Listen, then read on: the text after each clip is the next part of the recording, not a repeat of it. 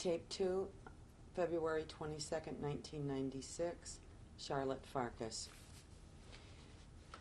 They took you in an area to be showered and to remove your clothes. What else can you tell us about that, please? Well, first they took us in and they shaved us, like I say, completely. Our heads were shaved completely. And we took our showers, and when we got out, they gave us one dress, one long gray dress with short sleeves, and it did have a tie, but we had no panties, no bra, no stockings. They let you keep your shoes. That they said, keep the shoes. And when we got out of there, we looked at each other. We didn't recognize each other because our hair was shaved off, and we looked like one another. And after a while, I saw on the other side, women were on one side and men was on the other side. There was a big room. And we were looking at each other with my youngest brother. He was there, and we didn't recognize each other because I recognized him more quickly because he was a boy and with short hair, and with me with a shaved head. So I saw him there for a few minutes. And then they took us. We were in the Zeelager, C for in English, Zeelager. And while we were walking, we saw all the people. They're running around with this dirty, dilapidated clothes and no hair. So we were talking to each other, girls, and we said that's where the crazy people are, because that's how they looked. And like a half hour later, we were in the same place and between the crazy people. Do you remember any directions given to you or shouted at you? No, they just were leading us. There were soldiers on the side, and they were leading us there.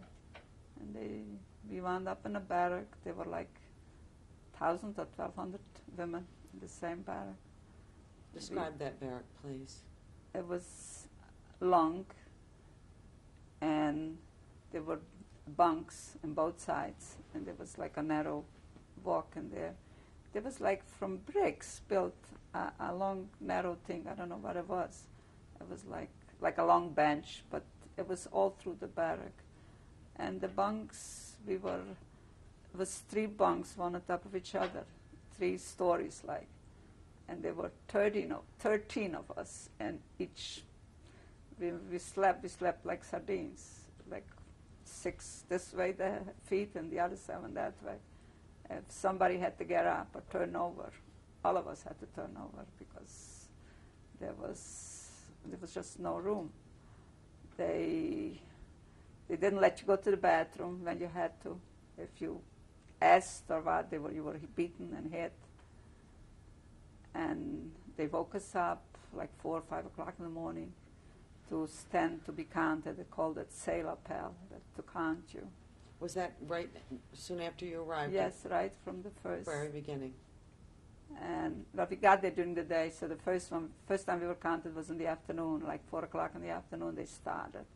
And we had to stay there like 5 in a row until the whole lager was counted. They had like 32,000 people, and that each barrack had like 1,000 people, and they were like, I think there was like 32 barracks, if I'm correct. I was in the barrack 7, I remember that, and my blockova was Edith, her name was Edith, I remember that. And this was the person in charge of your area? She was the Blockaltestes, yeah, she was in charge of that particular block, yeah. Can you tell us about her? What do you remember about her? She was a girl from Slovakia. She was pretty nice compared to others. She was not mean. Some of them were very mean. I remember we asked her where our parents are. So she pointed to the sky and she said, you see that smoke? That's where your parents and your relatives are, because the crematoriums were burning. We didn't know. And early in the morning, after we were standing for a couple of hours, and when they finally finished counting us, they would give us black coffee. That was for breakfast. But they didn't give you individually. They gave you one bowl for 6 people, no spoon. Everybody took a sip and you went around. And then we were just laying around till lunchtime. Lunchtime they gave you a soup for the first week. We couldn't even touch it. It was like under your teeth, like you were chewing on rocks. It was like supposed to be spinach or something, but it was full of rocks, and the taste was horrible. So a few days we couldn't eat it, but after a while, it was glad that you had it. And then we had again, and 4 o'clock we were counted again, stayed for a couple of hours, and then they gave you one piece of bread. It was supposed to be a pound, but it was so black and like sawdust, and that was your food for the whole 24 hours. And like I say, you had no water, you couldn't take a shower. It took you for showers once in 6 weeks. You had no water to wash your face. They allowed you to go to the bathroom a couple of times during the day. And even the bathrooms were like one of the barracks, a mess. You know, you had just holes, like a whole line. It was like, and you were laying around. We didn't do any work in Auschwitz. I was there for 6 months. We didn't do any work at all. For 6 months, your days entailed was the counting? Yeah, every single day. It was the same story over and over. And then you would return to the bunker? And then, yeah, for an hour or so, we were able to go out in the same lager, you know, because of the riots, you couldn't go out. But you were able to go into the next barrack, you know, and talk to some of the girls. But only certain hours of the day. You couldn't go whenever you wanted to. Did you talk with other girls from your city? Yeah. Do you remember, does any of that come back? What did you talk about? We were talking about how it was, what we ate, what we had at home, about parents. We were, you know, hoping, who knows if somebody's going to be alive, if anybody remained alive, and things like that, and hoping that, who knows, nobody believed that you'll ever get out of there.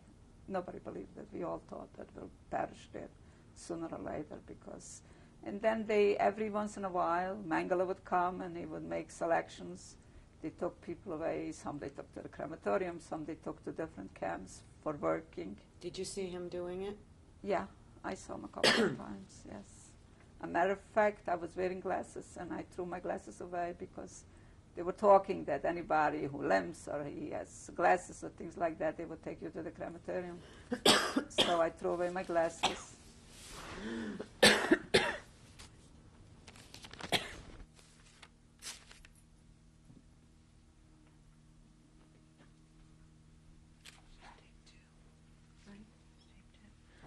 We're continuing on tape 2. We stopped because of coughing.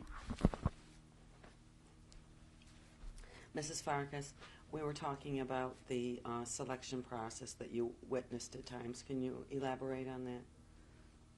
Well, they came and he selected people, and of course everything was just, nobody knew for sure what's happening.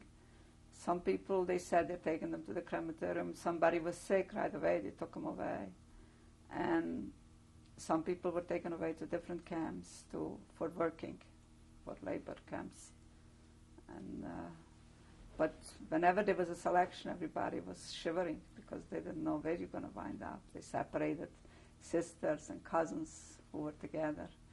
And it was like always every day you lived in fright that what's going to be tomorrow. They didn't know what's going to happen. Did you find yourself becoming close with anybody in particular? Yes, I was there with one of my sister-in-law's sister. We were together the whole time. After a while, we found each other, and we happened to be in the same. We were not in the same camp in Auschwitz. We wound up in the same camp in Targow, in my next camp, and then we were liberated together. So, but I had girlfriends that I grew up with. In Auschwitz? In Auschwitz. Some of them, 3 sisters, and they were working in the kitchen. So every once in a while, they would bring me some food, because they were working in the kitchen, so they were able to like smuggle out or steal out or whatever you want to call it. So, and you never had any specific duties while you were in Auschwitz? Not in Auschwitz. No, they didn't make you do anything because they were keeping us there for selections, either to kill us or to take us someplace where they were needed for work, for labor camp. So we were in Auschwitz. I had an incident in Auschwitz that I was ready to kill myself, and it didn't work. Like I said, they were taking us for showers like every 6 or so weeks. And every time they took you there, they would take whatever clothes you had, take it and give you different clothes. Supposedly, they were cleaning it. But the ones that they gave you back were full of lice. And what we had, we kind of cleaned it out. And I was in Auschwitz by that time, maybe 3.5 months. And I had a gray pullover. I don't know how I got it, don't ask me, but I got it. And as we were walking, marching towards the showers, I saw one of my girlfriends from childhood. I had a girlfriend. Her name was Feige Lisovich. And she was standing on the other side. She wasn't taken to the shower. So I took off my pullover and I threw it to her that she should save it for me, that when I come out, I should have it. And one of the capos saw me. So for punishment, they cut my hair off again. They shaved off my head again. So I got so upset because I was different than everybody else. Everybody had a little bit of hair already. So we knew that the wires are electric wires. So I walked out of there and I went straight for the wires. And I was holding on the wire. I was with my hand and expecting to be killed. And nothing happened. There was no electricity.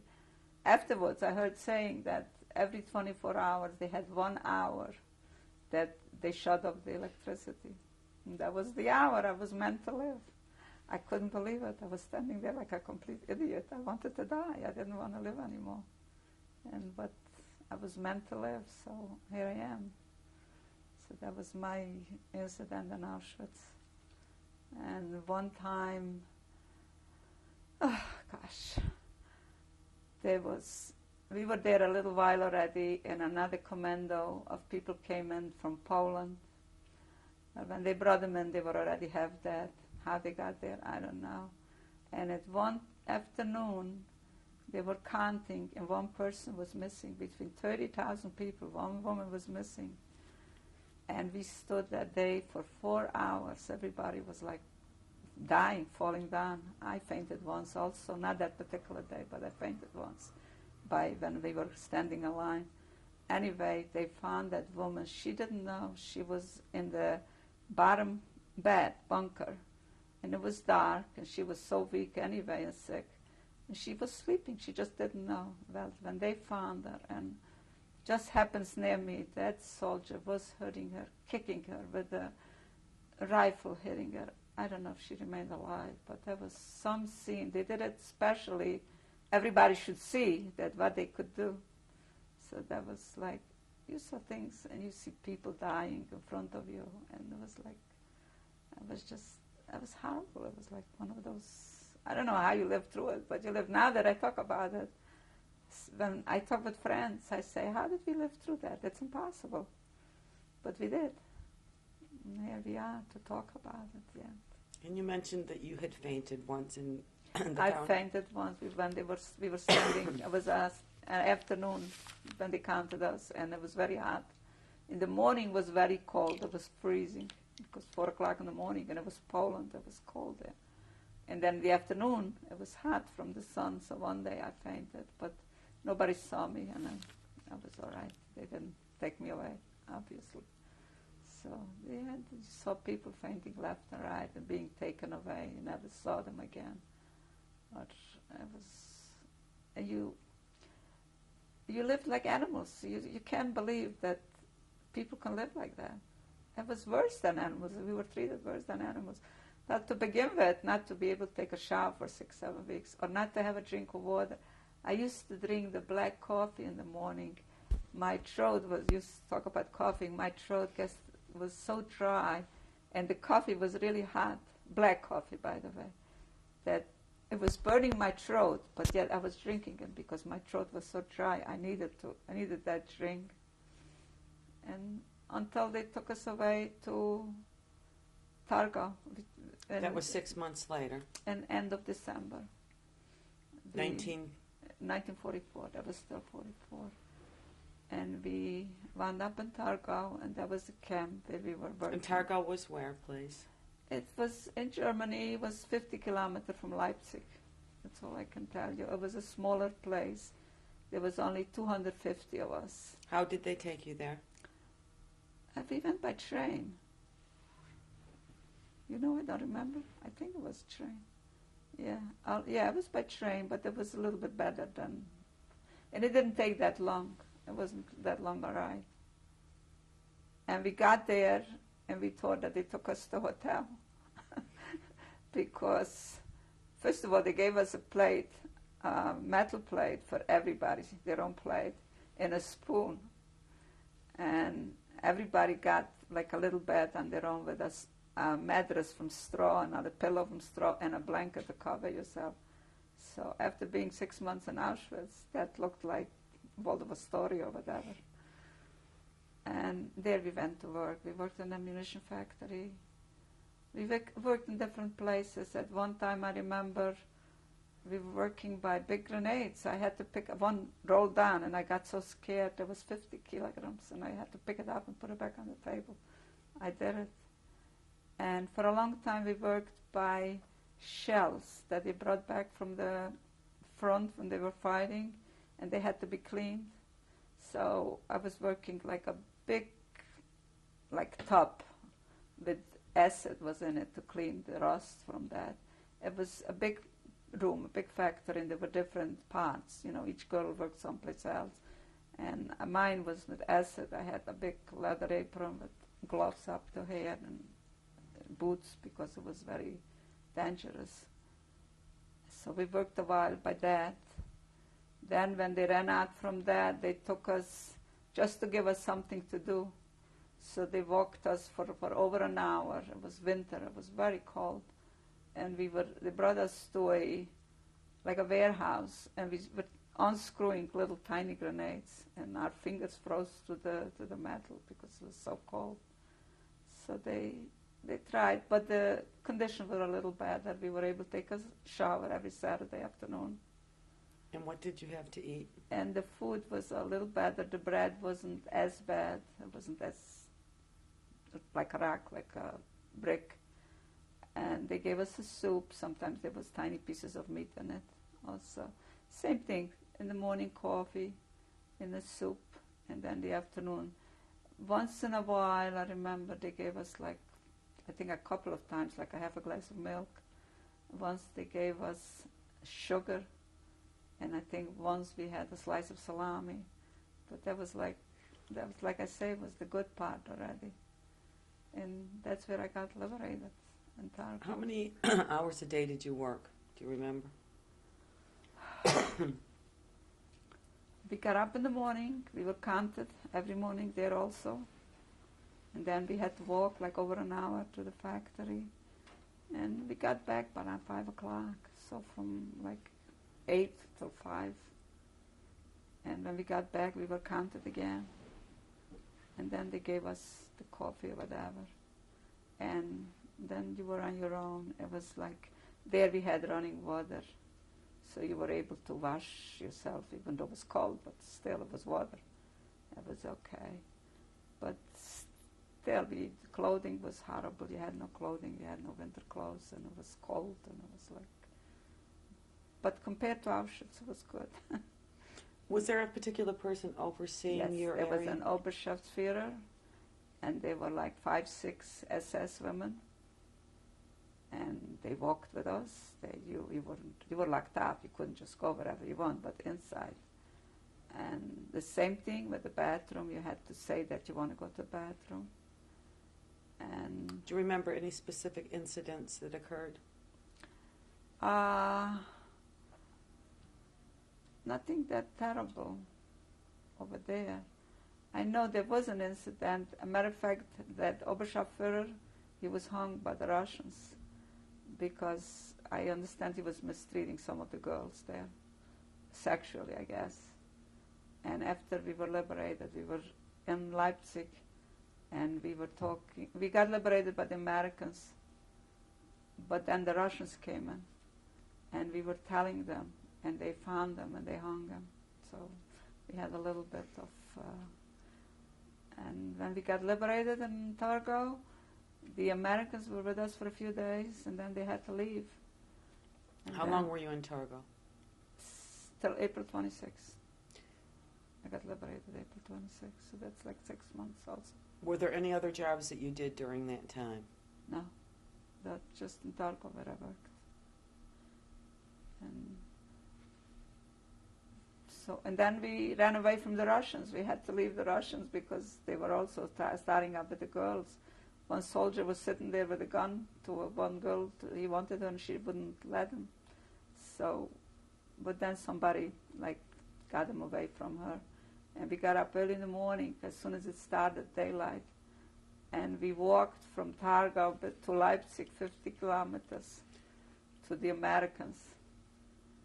And we got there, and it was like a bridge separating the Russians from the Americans. And the Americans wouldn't let us in. They said they had to have orders, red tape, all that. And we were standing there on the bridge, and we said, if you don't let us come into the Americans, we're just going down in the water, all of us. Let me back up just a minute. When the American soldiers came into Targo, yeah, they liberated us. and specifically, as specific as you can be during that day, what happened? All of a sudden somebody walked in, or did you hear that things were... No, we knew that, yeah, times were getting, the Germans were trying to run away. Matter of fact, we were without any Germans for a couple of days because they knew that the Americans were so close. So there were a couple of days towards Yeah. the end at Targo where there but weren't... we didn't go no place because we didn't know where to go. Where are you going to go, you know? There were no Germans at all during No, that time? they were hiding. They were afraid. But because they didn't know whether the Russians are going to come or the Americans, they were afraid of the Russians. Then, from So what I all heard... the work stopped during those 2 days? Nothing was going No, on? towards the end we weren't working anymore because they were already, you could hear the airplanes, and there was talk that that the Germans are losing. Yeah, we heard rumors here and there. I also remember when Roosevelt died. One of the Germans came out and he said that you're liberator, you know, like Roosevelt died, and now for sure nobody's going to help you. So we even knew that. Yeah, but the Germans knew that they're losing the war, so they were trying to run different places. Yeah, so when the Americans came, we were all over them, you know, like an afternoon, I remember it was an afternoon when they came in. As a matter of fact, they were giving out little mezuzahs. I don't know where I lost it. I had it for a long time.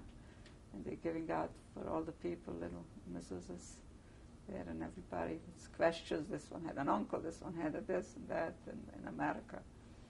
But, yeah, it was like... And then we were like on our own. We didn't know where to go, you know. Okay, like, they came in and liberated you, and then from Nothing. where did We you go just- from there? For a few days we stayed there, like I say, and then they had to leave Targo and give it to the Russians. It belonged to the Russians. That's how it was parted. And what did the American soldiers instruct you to do? Excuse me? What did the American soldiers tell you to do? They didn't, really. They didn't know what to, you know, like, they just left. They had to leave because they got their orders to leave, and the Russians came in. And all of you were still there? No one had left? No, nobody had left. We stayed together. There was 250 of us. And then, when, like I say, when we wound up in Leipzig, and then we were in Leipzig a few weeks. And then little by little you heard all kind of rumors that there are Jewish organizations, and you can go here, there. All of you went to Leipzig? The How did you- 250, yeah. all And how did you 250. get there? We walked. You all walked. We walked from like 4 o'clock in the morning to like 6, 7 o'clock at night. Walked 50 kilometers in one day. But we walked. We didn't want to go back. And when you got to Leipzig, what happened? We were there. The Americans finally let us in after a lot of red tape, a lot of telephone calls. Must have been like 11, 12 o'clock at night. And that's where I got my first little revenge about the Germans. There was a big building there, which must have been the soldiers' estate. What's the word for it? A caserne. And there were German people living there, older Germans that obviously were bombed out of their houses or something. And they didn't know what to do with us, so that Americans went and they threw all the Germans out. They were rushing them, get out, get out. And we went into that building, and that's where we were housed there for a few weeks. And then from there, we just went, everybody tried to get home to see if somebody's alive. During those few weeks, where did you get food? From the Americans. Americans provided you with the food? Yeah, they provided us with chocolate, with gum, with all kind of whatever. Was there a lot of illness amongst the 250 that were with you? Between us, not really, no. I don't think any of us died after that. I heard of a lot of people dying afterwards. I know we were like loose. We found warehouses with all kind of food, like canned stuff and all that. And people were, grabbing it and eating it. I remember once some of the girls caught a rabbit and they cooked it. And I tasted it and I couldn't eat it because the meat was kind of sweet. Silly things that you remember from things like that. But I remember we were going towards Prague to try to go home. So we went whenever there was a train available. We waited and we stayed around and we just wandered, like wandering Jews, until I finally got home to my city. From Leipzig you went to? Oh, we were in Budapest, I was in Prague, I was all over. You didn't have a train that you to buy a ticket and you go. So we went to different cities, I guess, and we went, and there was always an organization, Jewish organization, where they would give you a few, whatever money it was, and some food. Were you staying with certain people, or did you? Yeah, we were a few girls, together. Yeah, we always tried. You never went by yourself. We always, not everybody was from Munkac. So the people that were from Munkac, we pulled one way. There were other people from Hus, from different places. So they took us all away from Munkac because they took 16,000 Jews from Munkac and 16,000 from the vicinity. They all brought them into Munkac to the factory there, to the brick where the trains were. And from there they took away all those people. So they, everybody tried to go to find somebody to their own home. And it took me a while. I was liberated April 26th. I didn't get home till beginning of June. I remember so little. I know I was in Prague for a little while, sleeping here and there, just wandering. You didn't know where to go. And at this time you still hadn't found Nobody. out? And the reason I wanted to see if anybody was alive, and on the way I was told that one of my brothers is alive, and he lives in Venezuela. Was he the brother that you saw in Auschwitz when you saw him shaving? No, that one never That was came back.